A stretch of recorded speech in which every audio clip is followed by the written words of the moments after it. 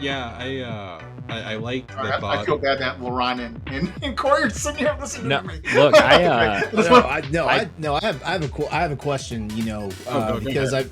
I've never because I we've heard with all the studio closures and stuff like that, and like a lot of the like lackluster games have come out in the last 5 years. Let's just say, what was the I'm not going to ask you what your experience is like with crunch, but I think the question I want to ask is how best you were able to deal with it, I think I believe every freaking studio out there has some type of crunch culture. Some I'm not saying they're anywhere as bad as they're all as bad as CD Projekt Red, for example, you know, or as minimal as like some of the like, Nintendo studios.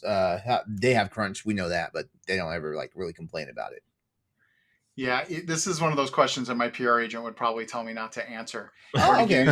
give you some pass on. But no, I don't. I'm beyond. Like, listen, when I started in the industry, crunch was really bad, and this is going to sound like an old man telling you he walked uphill 20 miles to school through the snow, right?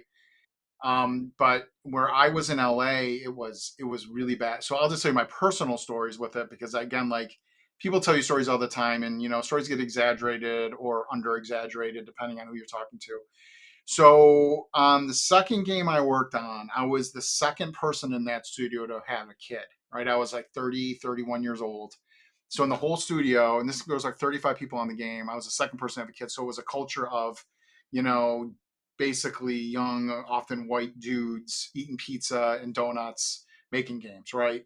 And they definitely found people who loved games. Like, I grew up on games. I love games. I could tell you my whole origin story someday. It's long, and I can make it exciting. It's pretty boring. But so we were finishing this game. I'm not going to name which one because I don't want to get this. I'm trying not to, like, it's a long time ago, but I would come in the morning. So Corey's going through this now with the 3-year-old, but when you have I had a baby, like a literally newborn, you don't sleep for like months, or you get 3 hours and you're like, man, I'm feeling good today because I got 3 hours, right? And the crunches back then were 6 or 7 days a week, 10 to 12 hours a day. Often people would stay in the studio, like they'd sleep there. Now again, you have single dudes like didn't give a shit, they're all but showered in days and no one cares, and all bleary eyed, just drinking coffee. I think Red Bull was barely even around. That's how old I am. But anyways, I had the executive producer from the publisher in my office every day when I showed up at 8:30 waiting for me, Damn. giving me the snake eye. Yeah. Wow.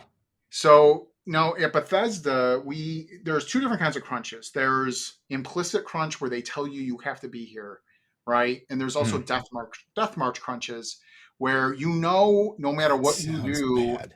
yeah, we call them death marches. No matter what you do, it's not going to end and it's not going to result in good results. But so those are the death march level crunches where you're just working hours and hours. And there's been so many studies on the productivity of this and how terrible it was, and it was a thing. People forget there was this letter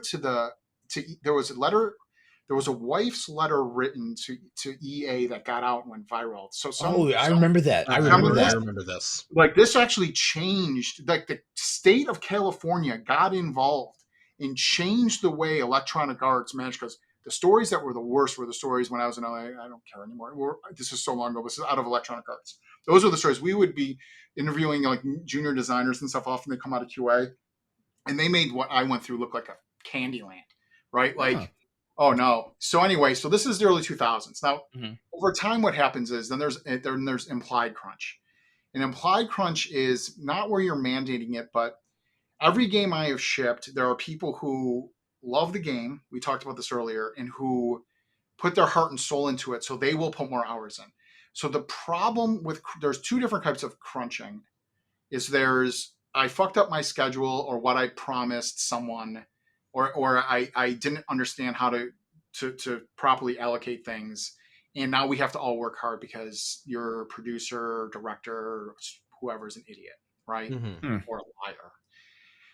And then there's I love this game. So then there's the other view is games are art, and art's never finished. And this is an important thing I think that gets lost a lot, right?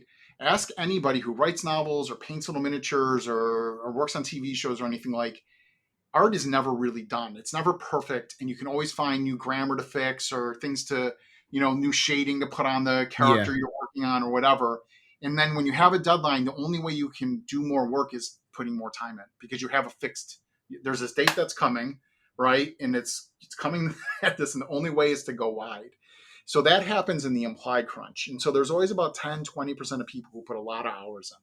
Now you have to what you do in a studio in Bethesda. I was always very happy with how it worked, and there was some rumors out there that came out a while ago, but that was in a different. Frankly, that was in a different department that wasn't run by us. We didn't manage.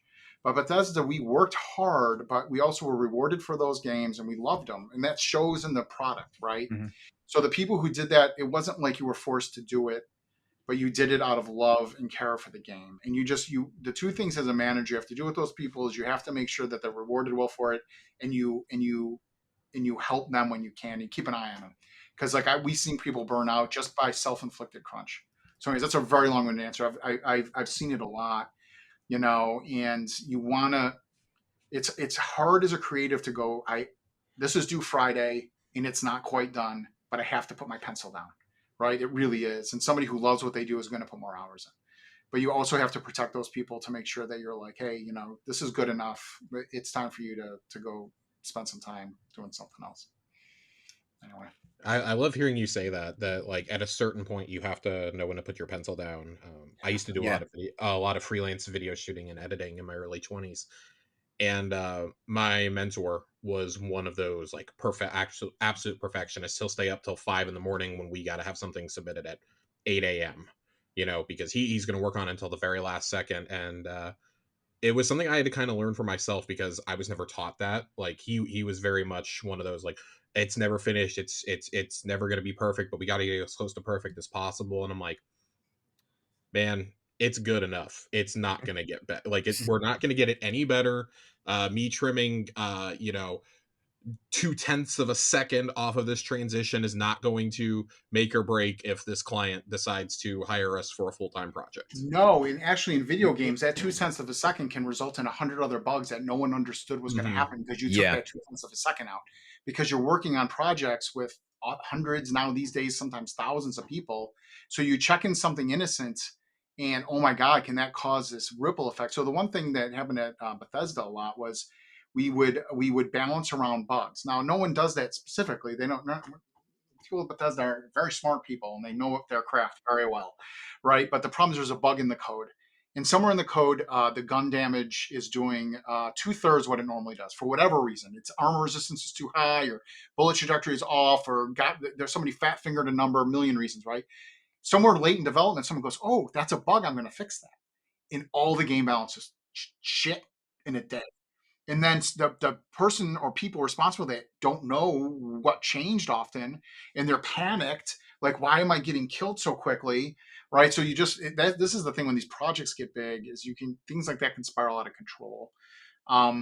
So and then the other thing that struck me interesting is there's this thing we call, and I'm sure this is well known, but it's called the 80-20 rule. It takes, whatever percentage, whatever amount of time it took you to get 80% of the way towards your goal, the last 20% is going to take you the same amount of time. And I actually find that to be a little disingenuous, because my experience is it actually that you can never get to your goal. Every time you get closer, it takes you longer. So every percentage better you want to get takes even longer than it did to get to the first 80%. So of that last 20%, you go 80% through that last 20%, and this same rule applies again. And then you get 80% through the other 20%. You're taking these fractions and you're dividing way down. It's like that difference between a 4-minute mile, like a 4-minute 5-second mile, and the difference in a 4-minute mile when you run. Is like those last couple seconds are really, really hard, And it's the same thing in any kind of art or game development. Like so when you're describing is towards the end when you're shaving fractions of a second off, like, yeah, it will make a difference. And you have to ask yourself, are you competing with somebody else who's doing that? Because if not, stop working. Step away. And yeah, but that's what you saw often was the the games were, the whole is always greater than the sum of its parts. We put so much in those games, we couldn't do those last 5% because we had so many systems in the game. They were so interconnected with one another that you had to sort of step away at 80, 85%. But again, there was so much in those games, people just, you get lost and you stop. You don't care. You don't care that the cloak's clipping through the pauldrons of the armor. You don't care because you're having so much fun in the game. Anyway, I think a lot about video games, and I can talk in an ADHD fashion all night long. So I'll try to stop myself. No, that's great. I would love. I'd rather have this long winding answer than just like 3 or 4 words. Just I just how love I what tend to I be. love what I do. I really love what I do. I can't describe. I very privileged and blessed to have be able to make games. Honestly, I just love it. If you want to see how you can become a Patreon producer, head on over to patreon.com/BossRushNetwork. The Patreon producers for this month are Adriel Munger, Austin Campbell, Celeste Roberts, Christian S., Sana Dierig, Francisco Santillan, Matthew Keel, and Todd Oxtra. Thanks for your continued support of the Boss Rush Network.